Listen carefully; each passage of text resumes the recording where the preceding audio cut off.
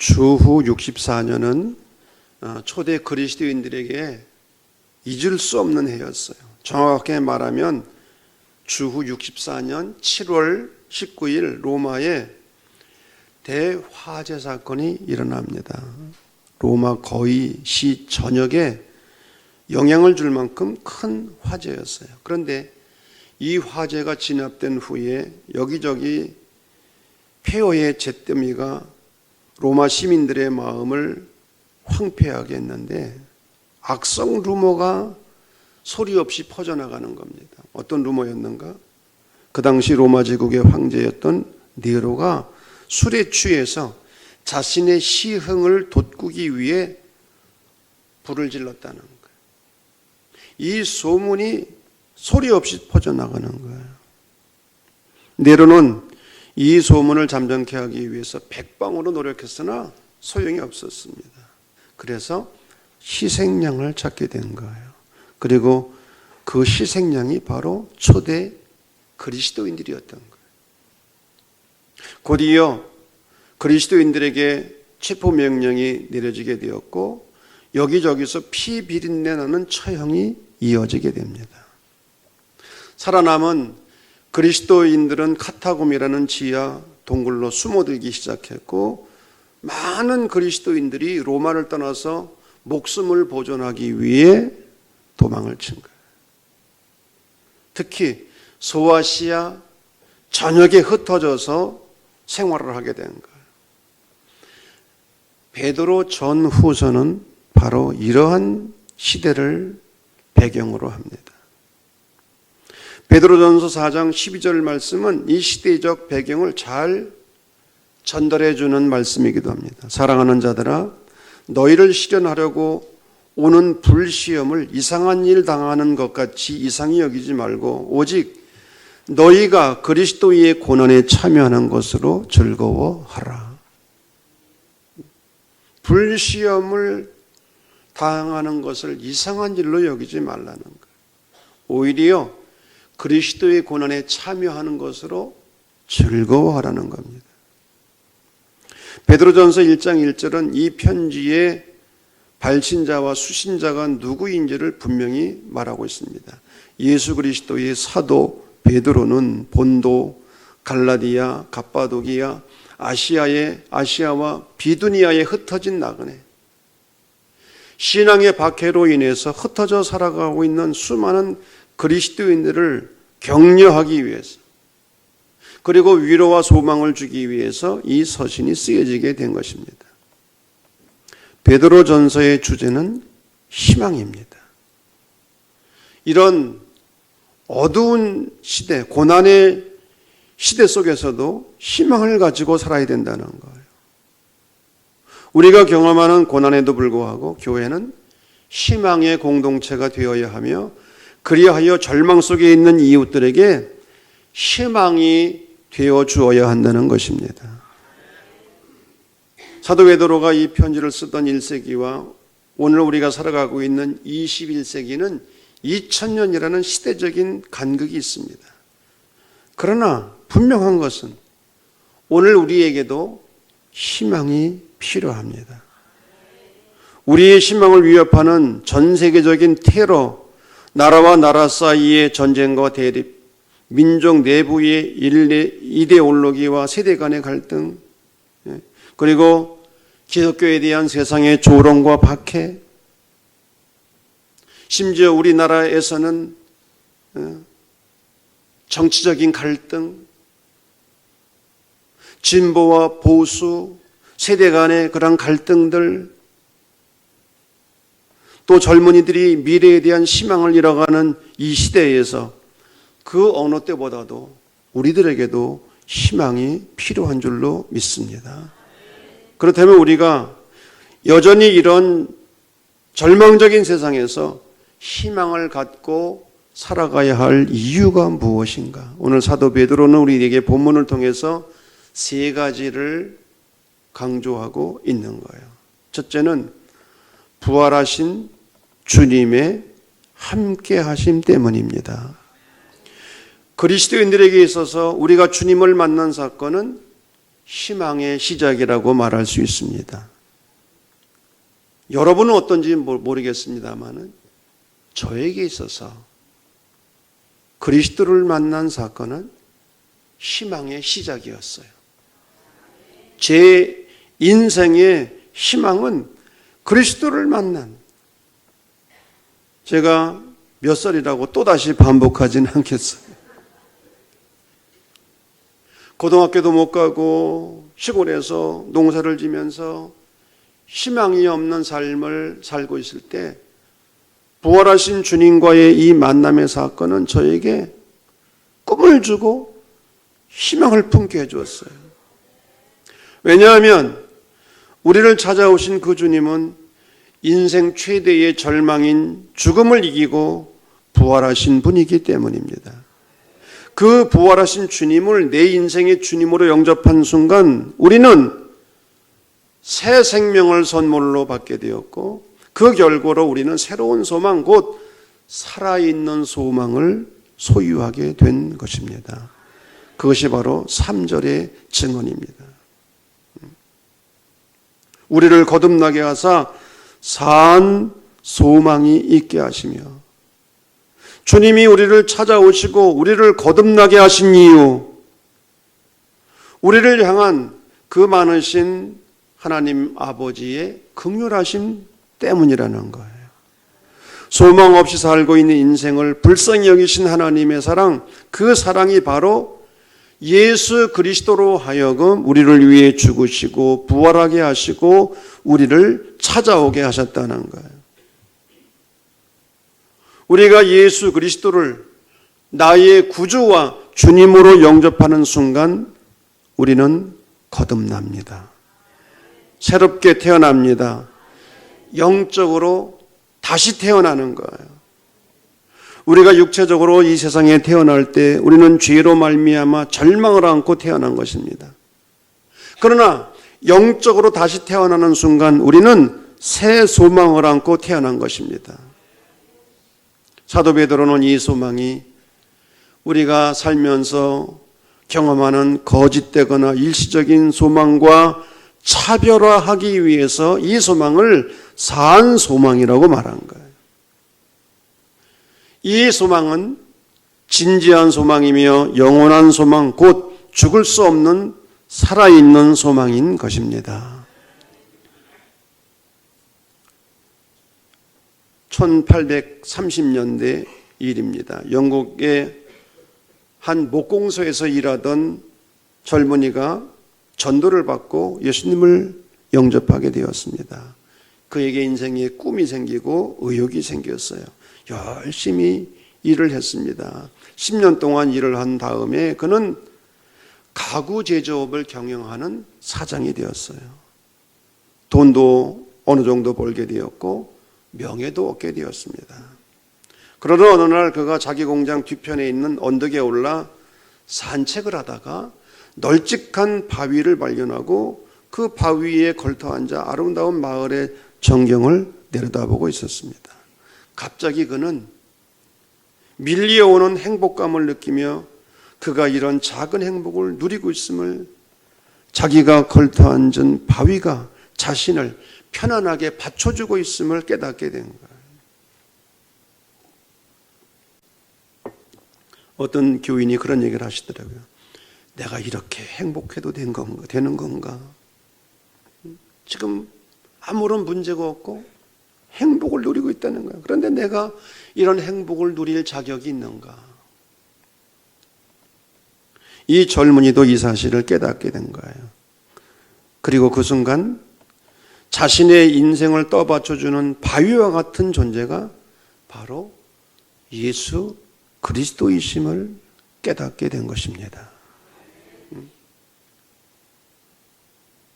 다시 말하면 자신의 행복의 근거는 돈도 아니고 명예도 아니라 부활하신 주님이 살아계셔서 자신을 인도하시고 계심을 깨닫게 된 거예요. 그리고 그는 종이 한 장을 꺼내서 시를 쓰기 시작을 했습니다. 이 몸의 소망 무엔가 우리 주 예수뿐일세. 굳건한 반석이시니 그 위에 내가 서리라. 그 위에 내가 서리라. 찬송가 몇 장입니까? 488장. 이 젊은이가 누구입니까? 에드워드 모트라고 하는 분이었어요. 여러분은 부활하신 예수님을 만나셨습니까? 그 주님을 영접하셨습니까? 사한 소망을 가지셨습니까?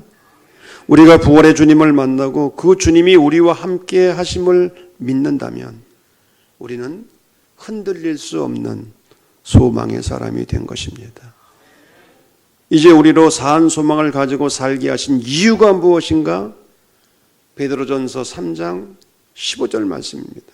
너희 마음에 그리스도를 주로 삼아 거룩하게 하고 너희 속에 있는 소망에 관한 이유를 묻는 자에게는 대답할 것을 항상 예비하라. 우리가 사한 소망을 가지고 있다고 한다면 소망의 이유를 묻는 사람에게 언제든지 대답할 준비를 하라는 거예요. 그리고 사한 소망을 이웃과 나누며 살라고 하는 것입니다.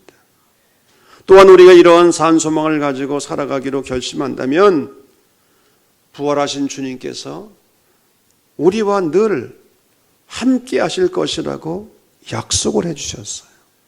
볼지어다 내가 세상 끝날까지 너희와 항상 함께 있으리라. 그렇습니다. 이 부활하신 주님의 함께 하심, 이것만이 우리의 가장 진지한 희망의 이유인 것입니다. 두 번째로 하늘나라의 기업, 유업에 예비하심 때문입니다. 우리가 소망을 가지고 살아야 할 또 하나의 이유, 주님께서 주의 백성들을 위하여 하늘나라에 예비하신 기업 혹은 유업. 그런데 이 기업, 이 유업이 어떤 기업이냐? 4절 말씀입니다. 썩지 않고 더럽지 않고 쇠하지 아니하는 기업을 잊게 하시나니. 세 가지 부정 접두어로 되어 있습니다. 썩지 않습니다. 세상에 있는 것들은 다 썩지만 하늘의 기업은 썩지 않습니다. 더러워지지 않습니다. 이 세상의 모든 물건들은 시간이 지나면 낡아지고 더러워집니다. 여러분의 얼굴도 매일매일 씻지 않으면 더러워집니다. 세 번째로는 쇠하여지지 않습니다. 아름물이 아름다운 꽃도 열흘을 가지 못하고 아무리 강한 권세도 10년을 가지 못합니다. 단단한 대리석도 녹이 슬고 부스러집니다. 왕조와 제국들도 붕괴되어지고 맙니다. 그러나 성도의 하늘에 있는 기업은 영원히 녹슬지 않고 붕괴되지 않고 쇠하지 않는다는 거예요. 세상 사람들은 나이가 먹을수록 희망이 사라져가지만 신앙인들은 정반대입니다. 그리스도인만은 나이가 먹을수록 하늘나라의 소망이 새로워지고 분명해져야 될 줄로 믿습니다. 오늘날처럼 격동하는 시대에 기업하는 분들이 얼마나 고생하는지 몰라요. 그리고 우리나라의 기업들이 얼마나 유동적이고 불확실한 기초 위에서 흔들리고 있는지를 실감하고 있습니다.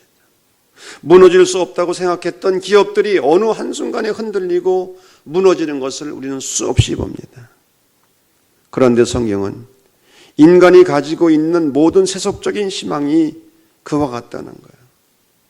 그런데 우리는 과연 썩지 않고 더럽지 않고 쇠하여지지 않는 이런 기업을 소망으로 삼고 있느냐는 거예요. 아까 말씀드린 찬송가 488장의 작사자 에드워드 모트가 그랬습니다. 그는 열심히 일을 한 결과 성공을 했습니다.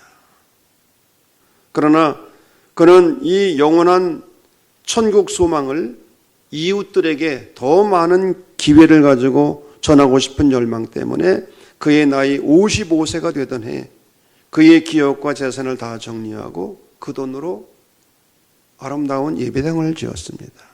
침례교 목사가 되어서 복음을 전임으로 전하는 일에 20년 이상 헌신하다가 그의 나이 77세가 되었을 때에 평소의 소원처럼 교회 강단에서 설교를 하다가 쓰러져서 하나님의 부르심을 받게 되었어요. 그리고 그가 소망하던 영원한 천국으로 가게 되었습니다. 이 찬송가, 우리가 부르는 찬송가의 3절과 4절은 이렇게 되어 있지 않습니까?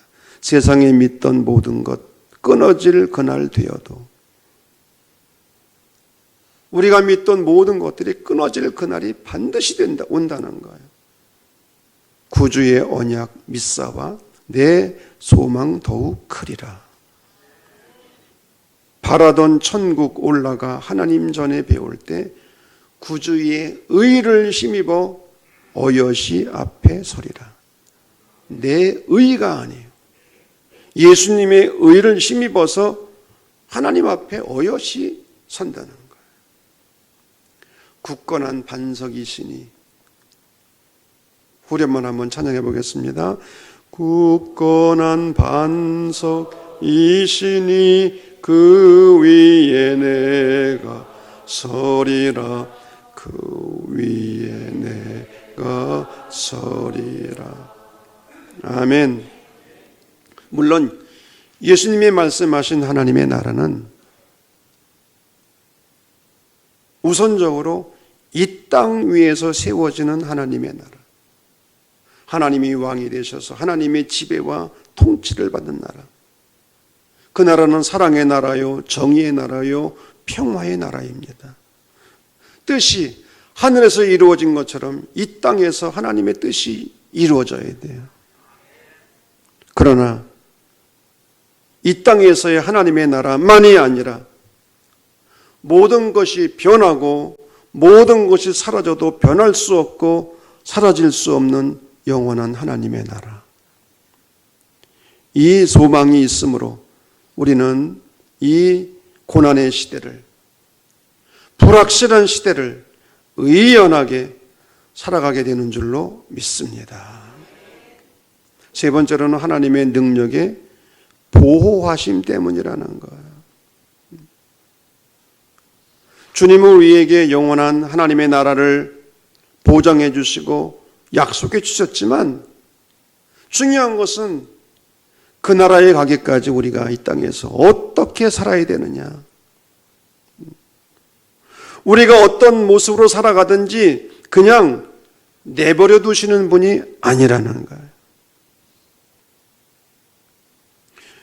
우리에게 선물로 주신 구원이 흔들리지 아니하고 지켜지도록, 우리는 구원을 받았지만 우리의 구원은 아직 완전한 구원이 아닙니다. 구원의 완성을 향하여 우리는 나아가는 사람들이에요. 그런데 우리가 구원의 완성을 이루도록, 영원한 하나님 나라에 도착하도록 하나님께서 우리를 두 가지 측면에서 도와주신다는 거예요. 우리가 구원의 완성을 이루도록, 첫째는 우리의 구원이 유지되도록 그의 능력으로 도와주시겠다는 것이고, 둘째는 우리가 어떠한 시련과 고난 속에서도 잘 버티도록 우리를 지켜주신다는 것입니다. 여러분, 우리가 얻은 구원을 잃어버린다면 얼마나 불행한 일입니까? 구원을 향하여, 구원의 완성을 향하여 나아가다가 실족하고 넘어지고 곁길로 나가면 이 얼마나 안타까운 일입니까?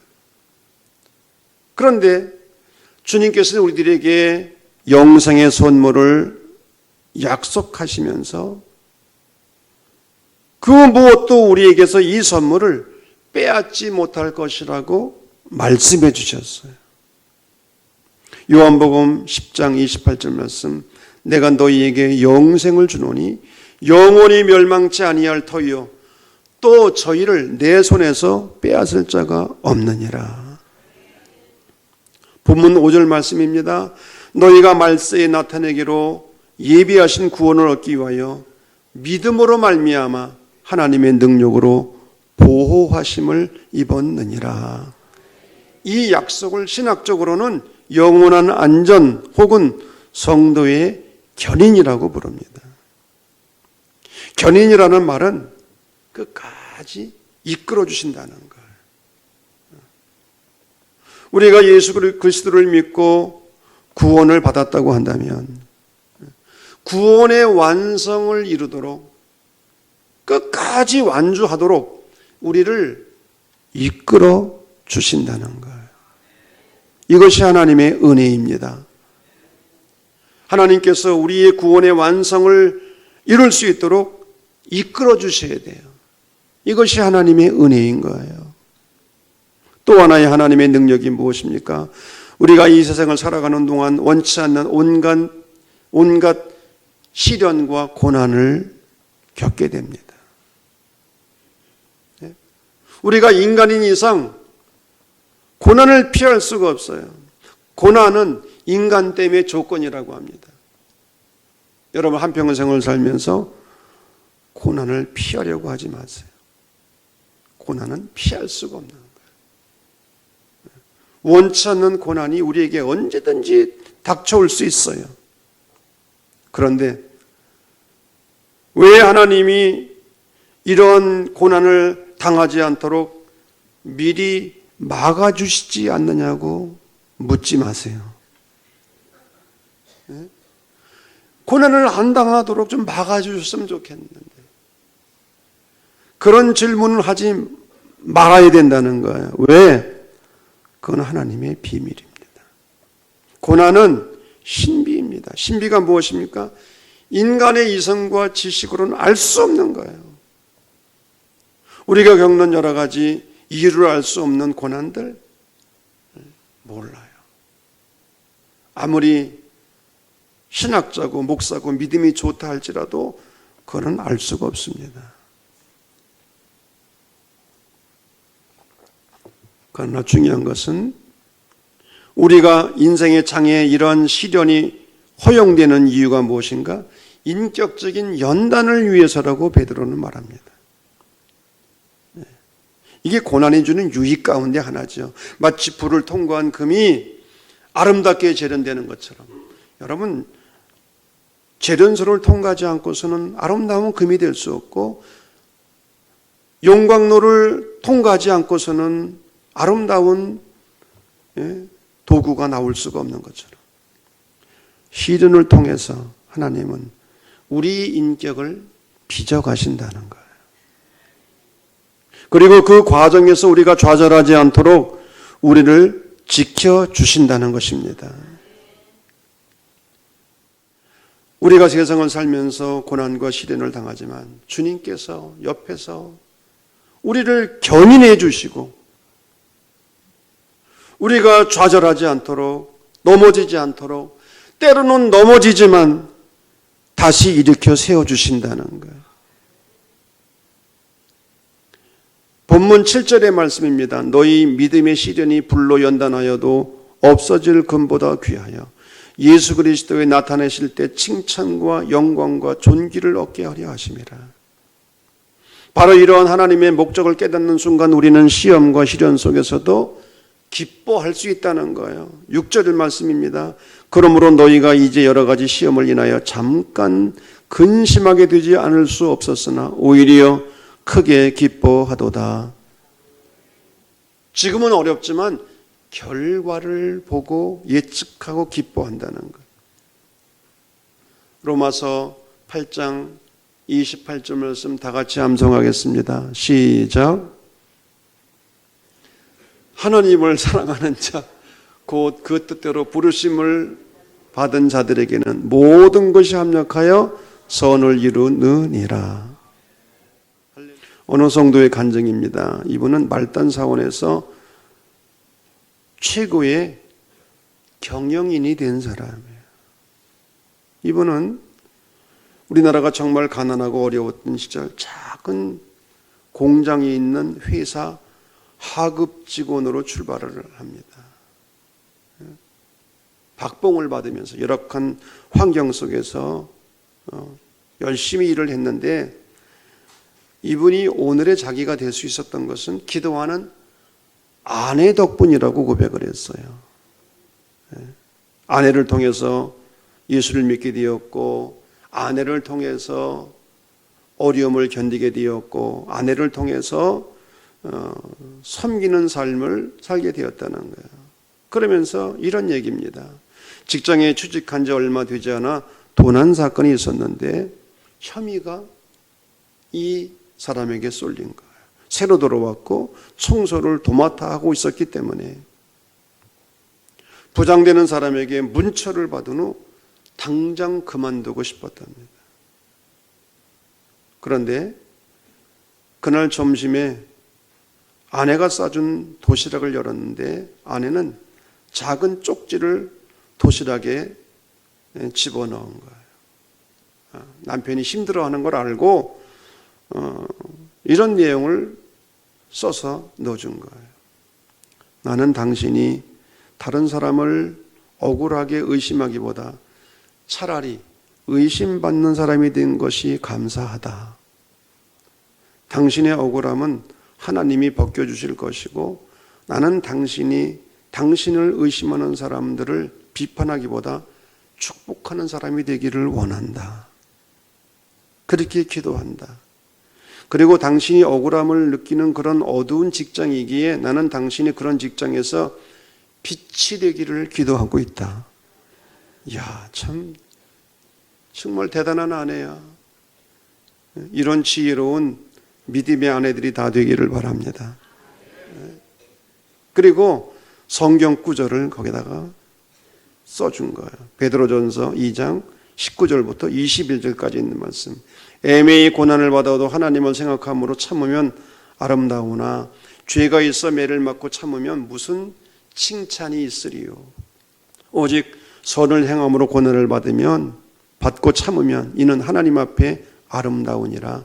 이를 위하여 너희가 부르심을 입었으니 그리스도도 너희를 위하여 고난을 받으사 너희에게 본을 끼쳐 그 자취를 따라오게 하려 하셨느니라.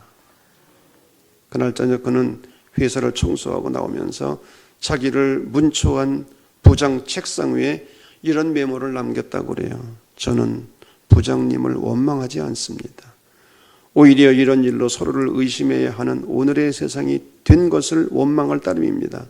그러나 그럴수록 이런 세상은 정직한 사람을 필요로 한다는 채찍으로 오늘의 교훈을 삼겠습니다. 부장님을 사랑하고 축복합니다. 감동을 받았을까? 받았을까? 예?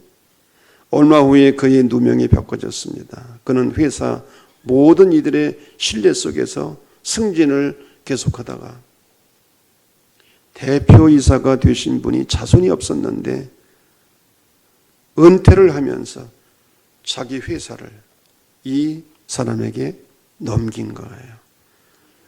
그래서 대표이사가 된 거예요. 그래서 말단 사원에서 대표이사 자리까지 올라간 거예요. 1세기의 그리스도인들이 도처에서 핍박을 받으면서 당시의 세상을 이긴 비밀이 바로 이런 하나님의 능력 때문이었어요.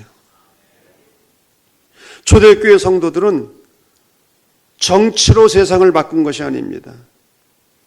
그들은 사한 소망을 가지고 복음의 능력으로 세상을 변화시켰어요. 그리스도인들이 중심을 잡고 하나님의 말씀으로 세상을 변화시켜야 될 줄로 믿습니다. 오늘 우리에게 이러한 소망과 이러한 능력이 필요하지 않겠습니까?